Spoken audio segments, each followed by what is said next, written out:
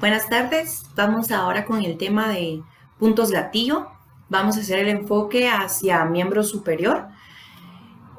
Primero, los puntos gatillo, o hablando específicamente de las zonas gatillo, comprendamos que este viene a ser un conjunto de estructuras anatómicas que en algún momento, hablando de la raíz nerviosa específicamente, ciertas raíces nerviosas en algún punto, en alguna estructura, en alguna región anatómica, se van a encontrar de mayor cantidad y van a generar esta zona que en algún momento se vuelve activa, pudiendo ser dolorosa o no dolorosa. Es por eso que estas zonas gatillo ya están establecidas. Es decir, si nosotros palpamos los puntos como tal, van a estar ahí presentes. Y por eso muchas veces puede hacer que la persona no tenga ningún síntoma, ningún dolor, pero si vienen y me palpan en una región que es una zona gatillo, ya establecida como zona gatillo, la persona puede decir, ay, siento raro. O nosotros podemos palpar ciertos nódulos que los hacemos como evidentes por medio de esa palpación, pero no quiere decir de que estén activos en ese momento, sino que ya están establecidos, existe todo este mapeo a nivel del cuerpo humano que son establecidos zonas gatillo. Ahora bien, hablando de una zona gatillo o punto gatillo, entonces cuando estas estructuras anatómicas, estas raíces nerviosas que se encuentran mayormente en esta zona específica, pueden activarse por medio de un proceso inflamatorio. Esta inflamación comúnmente va a iniciar primero aguda, pero se cronifica, es decir, se va a convertir en un proceso inflamatorio crónico, generando entonces esta zona gatillo dolorosa, además de activa, ya es dolorosa, por un proceso inflamatorio agudo no resuelto que se convirtió entonces a subagudo y posteriormente a crónico, y viene a ser esa zona gatillo en donde el nódulo va a estar con las características de un proceso inflamatorio crónico. Sepamos que este proceso de zona de nódulo cronificado va a estar siempre de la mano por una estructura que se le considera que va a ser el origen de esa zona gatillo activa. Es gracias a la unión del sistema nervioso periférico que existe.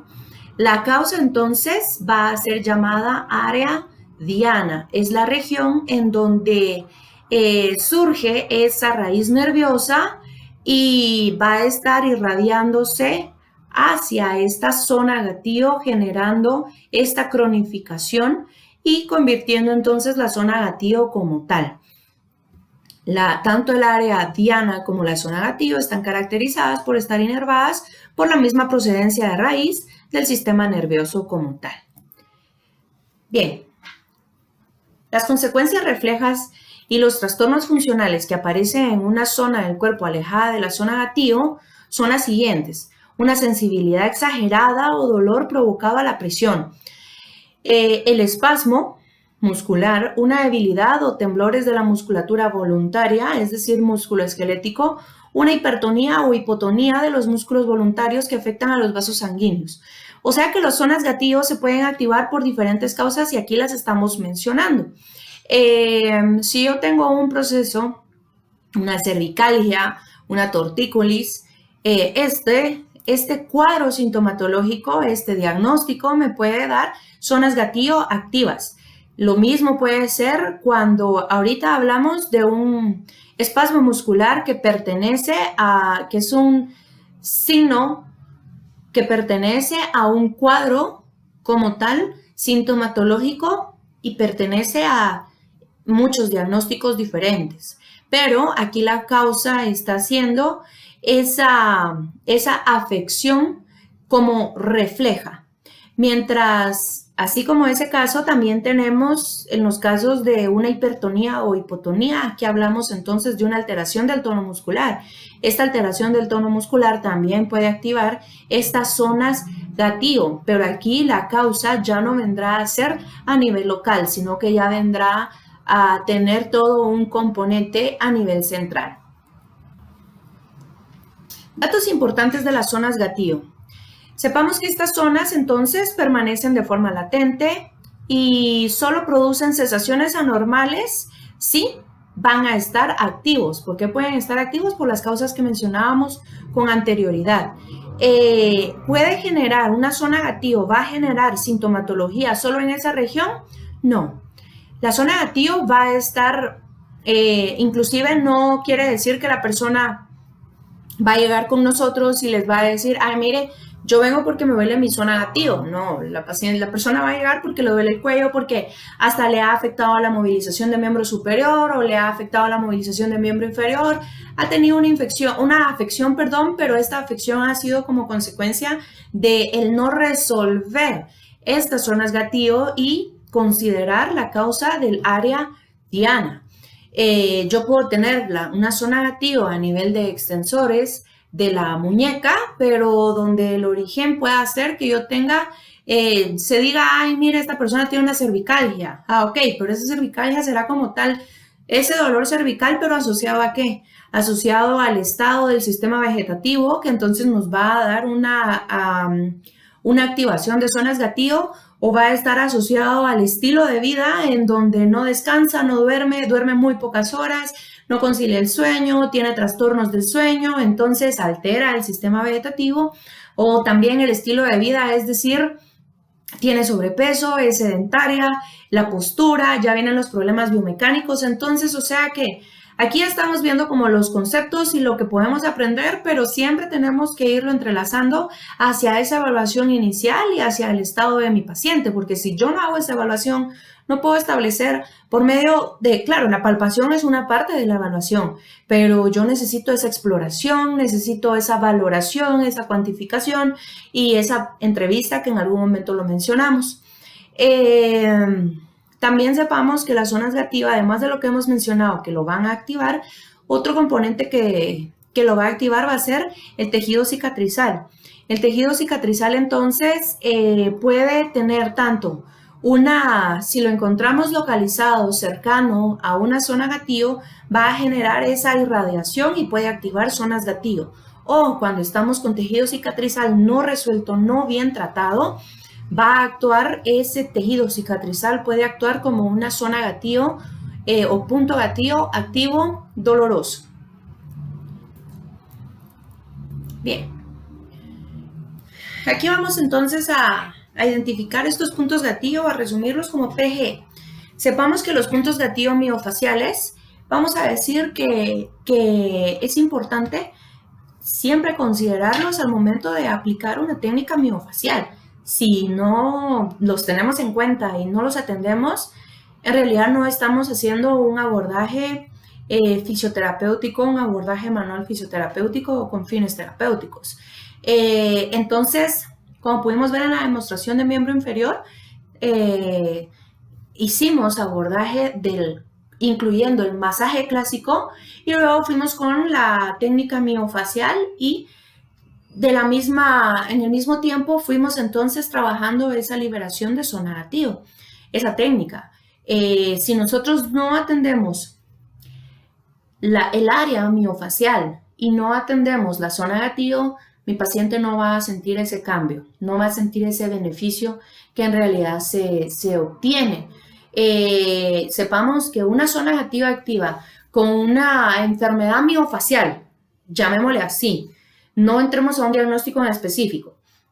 Si es lo que acabamos de mencionar, está totalmente activo, está irradiado, la paciente se le va a limitar, a la persona se le va a limitar el movimiento. Va a decir, mire, ya ni siquiera puedo subir el brazo. Y nosotros tal vez nos enfocamos en esa evaluación de amplitud articular, por ejemplo. Pero yo evalué amplitudes articulares pasivas y tal vez no están completas asociadas a dolor. Pero mi objetivo aún así es ganar amplitud articular y entonces yo utilizo una técnica de movilización articular como tal. Entonces, aquí viene, bueno, voy a hacer goniometría activa, pasiva, ¿qué me dice una? ¿Qué me dice la otra? ¿Qué me dice mi exploración? ¿Qué me dice mi palpación?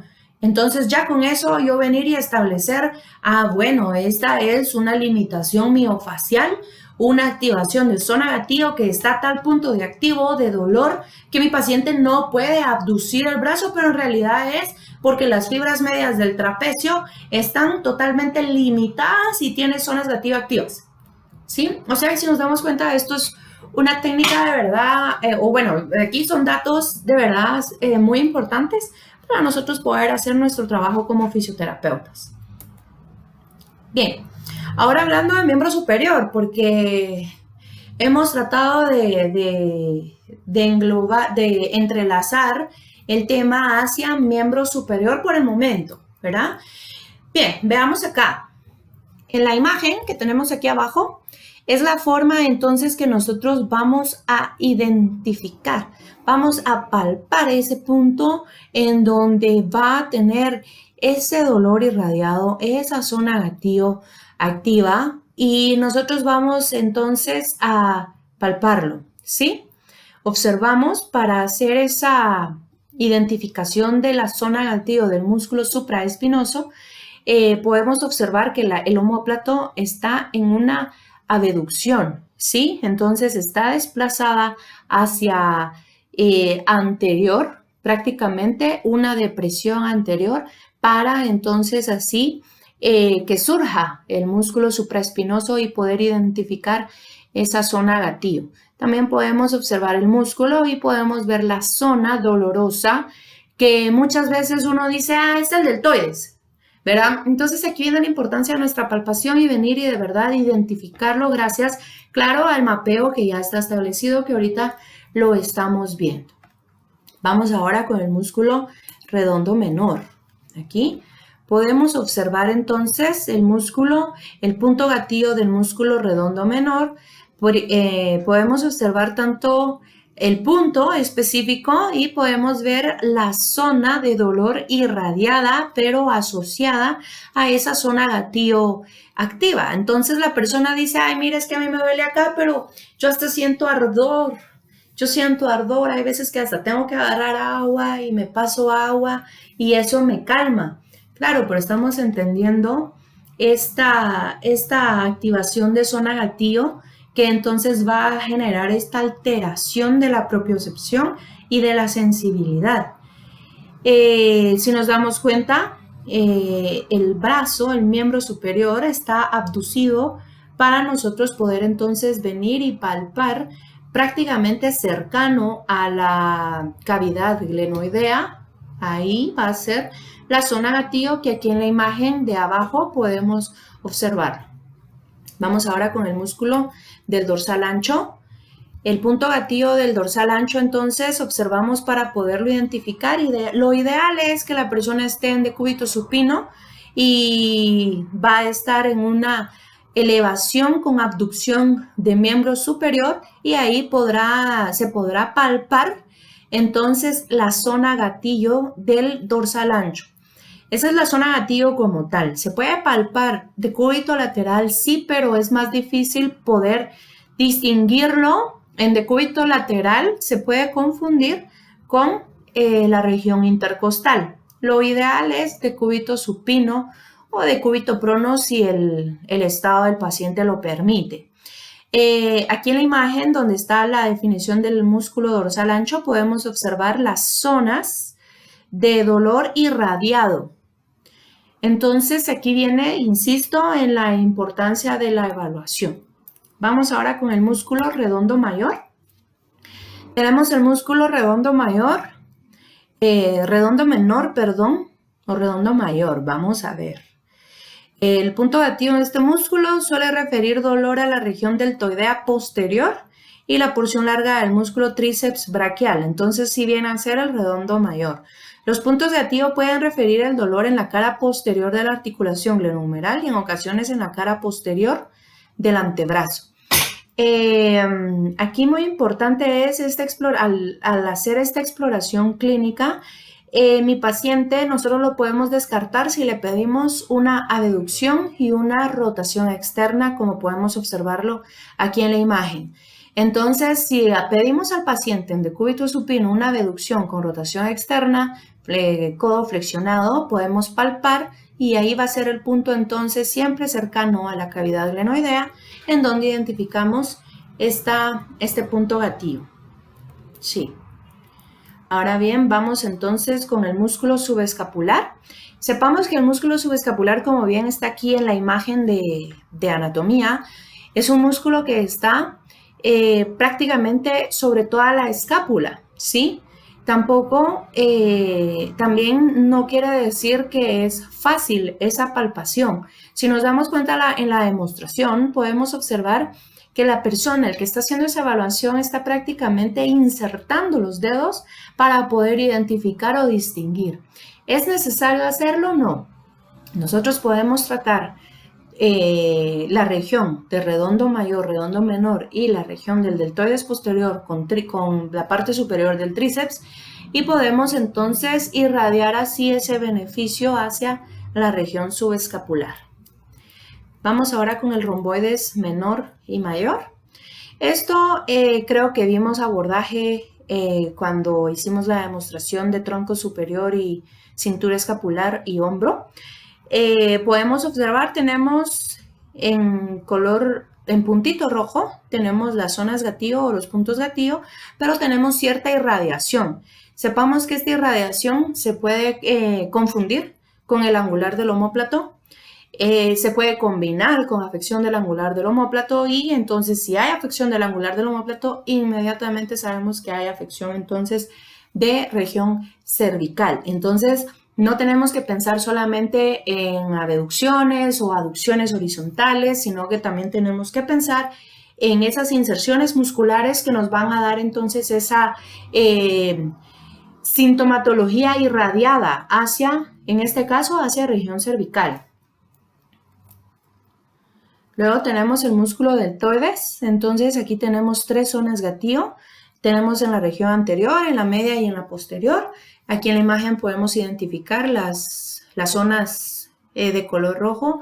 Pueden generar irradiación, sí, el deltoides anterior va a generar dolor irradiado hacia la región subclavia y también puede generar irradiación hacia el esternocleidomastoideo. Bien, ahí estaríamos finalizando entonces los puntos o zonas gatillo que tenemos que tomar en cuenta para miembro superior. Gracias.